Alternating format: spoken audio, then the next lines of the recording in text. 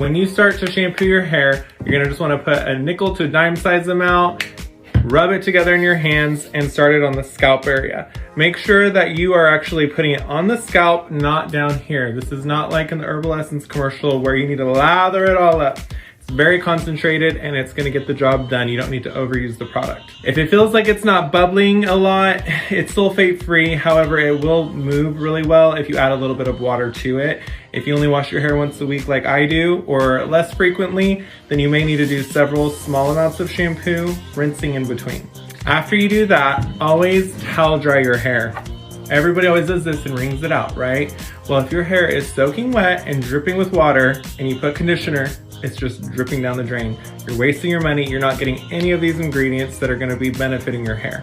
So 1 to 2 pumps usually is enough depending on the length and density of your hair. And then use the wet brush, which we have several different shapes and styles depending on your preference for your hand shape and how much hair you have. And just gently brush through all that conditioner or the mask. Let it sit. I always recommend 3 to 5 minutes if you have time while you shave, wash your face, any of your other routine in the shower, and have maximum benefit.